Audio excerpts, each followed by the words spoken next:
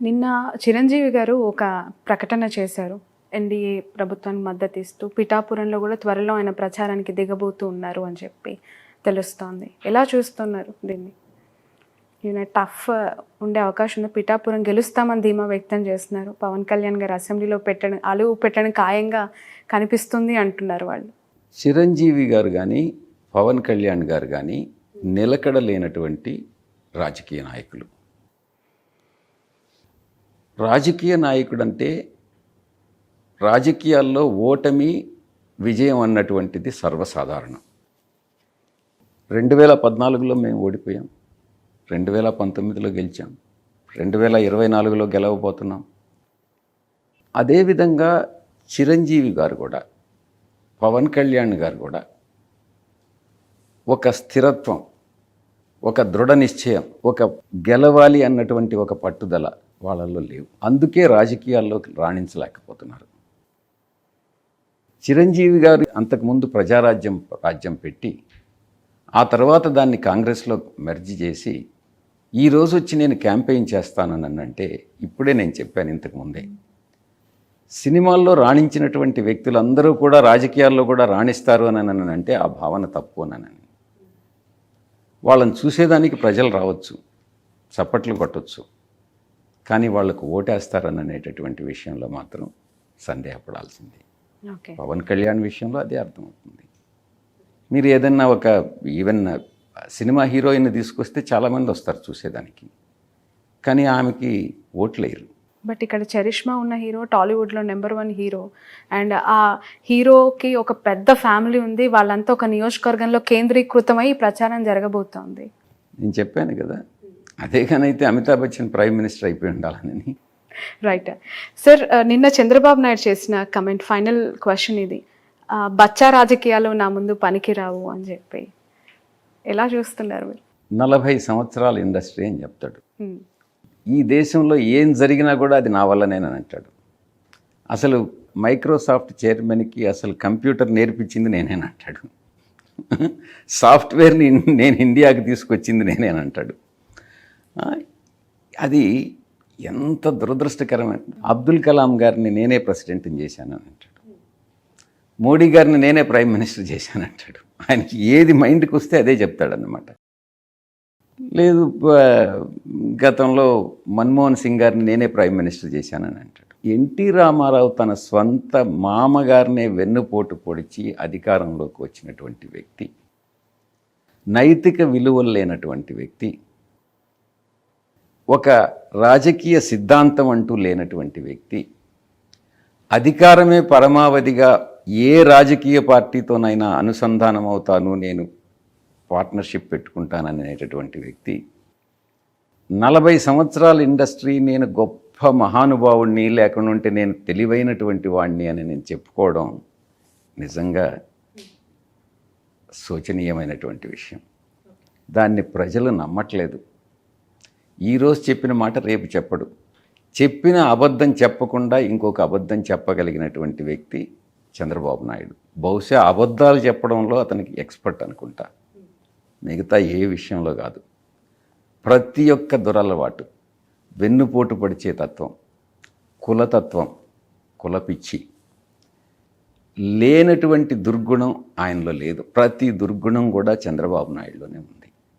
అందుకే ఈరోజు రాజకీయాల్లో రాణించలేడిక మీదట 14 సంవత్సరాలు ఆయన అందించినటువంటి పరిపాలన ఏదో ఆయన సామర్థ్యం వల్ల వచ్చింది కాదు, పరిస్థితులు అలా వచ్చిన దానివల్ల ఆయన ముఖ్యమంత్రి అయ్యాడే కానీ ఆయన సామర్థ్యం మీద ప్రజలు నమ్మకం పెట్టి ఆయన్ని ఎప్పుడు కూడా సీఎం చేయలేదు. జస్ట్ ఒక చిన్న గులకరాయి పడితేనే హత్యా ప్రయత్నం జరిగింది అని అనటం, అసలు ఇంతకంటే నీచమైన రాజకీయాలు ఏమైనా ఉంటాయా అని చెప్పి మాట్లాడుతూ ఉన్నారు లోకేష్. అదే చెప్పింది. చంద్రబాబు నాయుడికి గతంలో మా పార్టీ అధ్యక్షులు జగన్మోహన్ రెడ్డి గారి మీద విశాఖపట్నంలో హత్యా ప్రయత్నం జరిగింది. అతను రీసెంట్ 5 సంవత్సరాలు, ఇంచుమించు 4.5 సంవత్సర కాలం పాటు జైల్లో ఉన్నాడు. దాన్ని ఒక సెటైరికల్గా ఏదో దాన్ని లైట్గా తీసుకునేటట్టుగా కోడికత్తి అని ఆ రకంగా దాన్ని ఒక రకమైనటువంటి వివరణ ఇచ్చి దాన్ని నీరుగార్చేటటువంటి ప్రయత్నం చేసినటువంటి వ్యక్తి చంద్రబాబు నాయుడు. రెండు రీసెంట్గా జరిగినటువంటి మీరు చెప్పేటటువంటి గులకరాయి, అది ఇక్కడ తగిలింది కాబట్టి కన్ను పైన, అదే గులకరాయి కణత మీద తగిలిన్నా, కన్ను పైన తగిలిన్నా ప్రాణాపాయం అన్నటువంటిది మీరు అర్థం చేసుకోండి. ప్రాణాలకే ముప్పు వచ్చి ఉండేటటువంటిది. గురి చూసి కొట్టినటువంటి వ్యక్తి ఆ వ్యక్తి యొక్క దురుద్దేశంతోనే రాయేసి ఉంటాడు. రాయి పూలేశారు అని అంటే ఒక అర్థం ఉంది, రాయితో కొట్టాడు అని అంటే దురుద్దేశంతోనే కొడతాడు.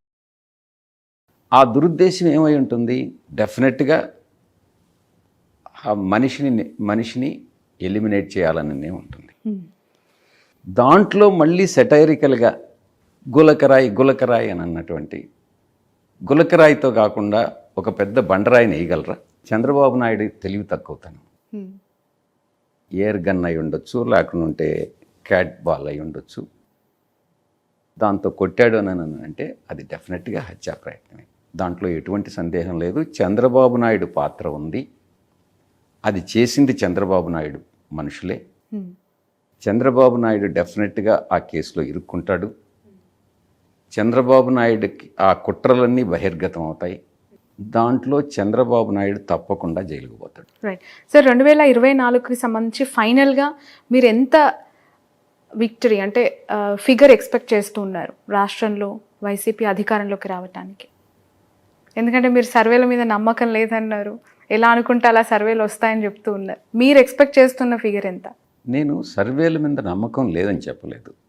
ఈ సర్వేలన్నీ కూడా, చాలా సర్వేలు మార్కెట్లోకి వచ్చేవన్నీ కూడా పెయిడ్ సర్వేల కింద ఉన్నాయని నేను చెప్పాను.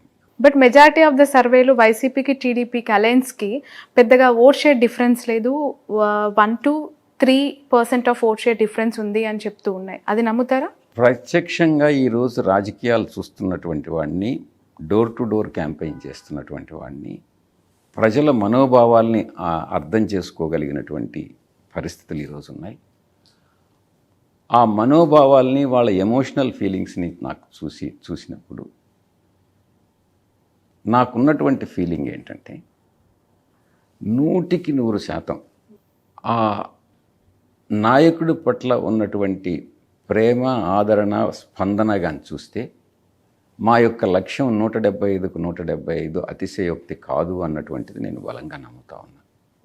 బహుశా అది ఒక వేవ్ లాగా, గతంలో 2019లో ఏ రకంగా వేవ్ వచ్చిందో అదే రకమైనటువంటి వేవ్ ఈరోజు ఉంది, అండర్ కరెంట్ ఆ రకంగా ఉంది అన్నటువంటి విషయాన్ని నేను బలంగా నమ్ముతా ఉన్నా. బహుశా అపోజిషన్ ప్రతిపక్షాలు ఇది అతిశయోక్తి అని చెప్పొచ్చు, వాళ్ళు అధికారంలోకి వస్తున్నామని చెప్పుకోవచ్చు. కానీ ముఖ్యంగా బడుగు బలహీన వర్గాల్లో, పేదల్లో, మీరు ఒక్కసారి పేదరికం అంటే మీరు చూడాలి. అటు శ్రీకాకుళం, విజయనగరం సైడ్ ఈరోజు కూడా, ఇప్పటికీ కూడా, గత 5 సంవత్సరాల క్రిందటి వరకు కూడా శరీరం మీద ఆచ్ఛాదన కూడా లేనటువంటి కొన్ని కుటుంబాలు రిమోట్ ప్లేస్లో ఉంటాయి. వాళ్ళకి నెల అవ్వాతాతలకి, వాళ్ళకి బయట కదలలేనటువంటి వాళ్ళకి, ఎవరైతే వివిధ అనారోగ్య కారణాల వల్ల బయట రాలేనటువంటి వాళ్ళకి నెల పెన్షన్ అన్నటువంటిది వాళ్ళ ఇంటికి చేరుతుంటే వాళ్ళకి ఒక హోప్, మాకు దేవుడే జగన్ గారి రూపంలో వచ్చి మాకు సహాయం చేస్తున్నాడు అన్నటువంటి ఒక భావన. అది చూస్తుంటే 175కు 175 అతిశయోక్తి కాదు.